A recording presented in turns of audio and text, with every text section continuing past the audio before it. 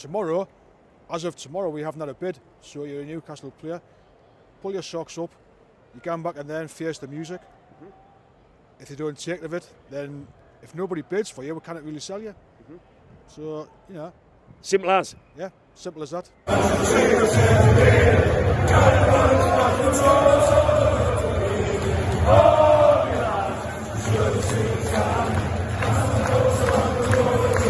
Welcome back, Black White Banter, ladies and gentlemen. And look, in the aftermath of what has been a pretty terrible pre-season, it's time to get the thoughts of fans about the whole Alexander Isak situation, which has overshadowed what should have been a much, much better summer than what it's been. So let's find out what some of the fans, directly after the Atletico Madrid game, thought about the current situation. Question: Alexander Isak. Initial thoughts first. I'm not gonna dissect it just yet. Tell me what you've thought about the whole situation with the information we have. Well, like everybody else, we've talked about nothing else for weeks. I'm sick of it. Same. And frankly, I'm sort of past caring. Yeah. I feel exactly the same. I asked myself, what's best for the club at this point? What would Alex Ferguson do? Well, he'd send him to train with the reserves. Yeah. He definitely would. And he might leave him there for years. He might. I don't think we can afford to do that because we're handcuffed by the financial fair play nonsense. We're probably going to have to get rid. Well, that leads me to my next question. If you were at the top of the board with the decision, you were the main decision maker for Newcastle this summer, the clock is ticking for transfers. What would you do right now? I'd get rid. I'd take what I could get. If they've been offered 120 million, to be honest, I think that's good business. I don't think he's all that. He's a tiny bit injury prone. We've found out about his character right now, and I know he's had his head turned, and that sort of money will warp space-time. So I understand some of that, but we have found out something about his character, and I think 120 million.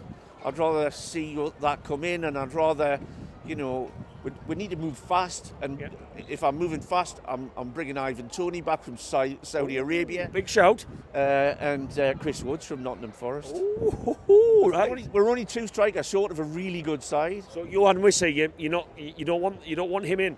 Nah. You don't? No, I don't think so. Personally, I think if he doesn't want to be here, get him out the club as soon as they can.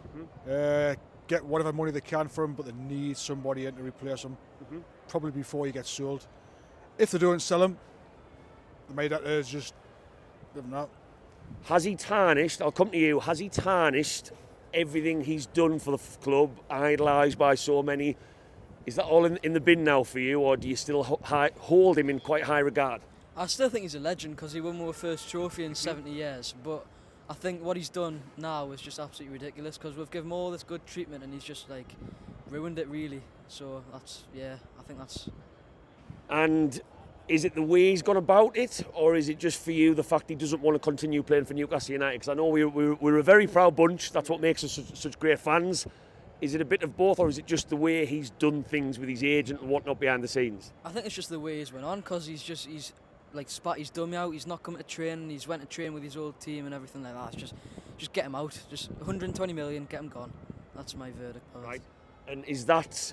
I know you've both kind of said the same thing. Is it a case of we need to sign someone first, or would you sell regardless in this window because of how he's acted? I think they need a striker that's clear. That's obvious. The ones they've got at the club who are playing just aren't up to scratch. Today was painful with no striker. It was so blatantly obvious watching it. Yeah, and I think that goes not just for the striker. I think the depth of the squad, midfield non-existent. You've got Ashby playing in midfield today. Ashby. Well, the fact you've got fullbacks filling in the midfield. Lewis Hall yesterday. Exactly. So something seriously needs to be done before next week, or at least before the end of the window. Right. So again, bigger question. I'm not going to ask you about the transfer window as a whole because there's still plenty of it to go just yet. You're the decision maker. You're sitting down with Isak tomorrow. What are you saying to him, and what are you doing next? I think really I'd just say to him, right, look, I'm gonna let you decide what you want to do for the next week or so, and if you're not ready to play for the team, you're getting dropped. Even the under 21s, I would go because he doesn't deserve a place in our team at the minute. So if he can get his mood back to where it should be, then might give him another place in the squad. But at the minute, just get him gone. That's what I think. Just get him out of the club and hopefully get a new striker in. Because Shesko went to Man United. We're just rejection FC at the minute, aren't we? So. Oh, I was hoping not to hear that on our own fan. I'm seeing that enough on Twitter. But yeah, I think if we can get anyone that's Premier League proven, I think that should do the job. Just get a good, decent striker in that's not young but not too old as well. Just someone with a bit of experience to get with the 3 points.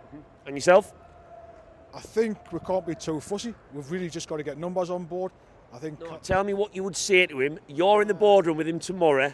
What are you saying to him? With 3 weeks of the window left, what are you saying to Isak?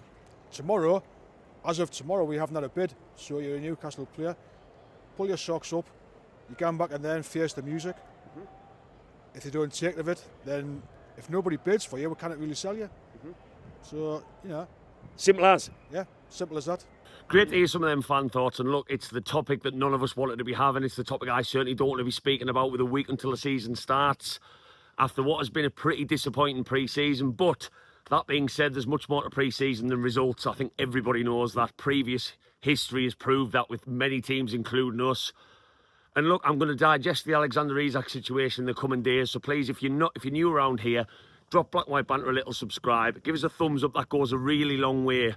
I've been all over the world following Newcastle this summer, and sometimes the videos don't go to as many people as I think they should. So your little thumbs up goes a hell of a long way before that Villa match next Saturday.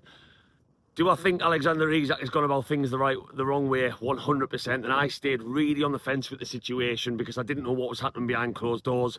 Eddie Howe's press conference after that game against Espanyol on Friday told me the worst possible things that I could have ever thought. He has gone about it the wrong way. He doesn't want to be in the squad. He doesn't want to even entertain the idea for playing for Newcastle. And for me right now, I still don't think Newcastle should sell. I'm on the petty side of the fence, which might change, but I'm going to talk about this in a lot more detail and what's gone wrong in the coming days. So let us know your thoughts on this situation down below.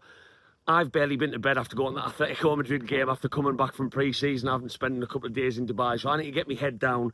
Thank you very much for watching. Let us know your thoughts, and let's just hope that the season starts with a bit more positivity than what has felt an exhausting, tiring couple of weeks. And 3 weeks to the window, who knows where things could look. I'm trying to stay positive, as I hope some of you are. Keep the faith, as always, Newcastle fans, and as always,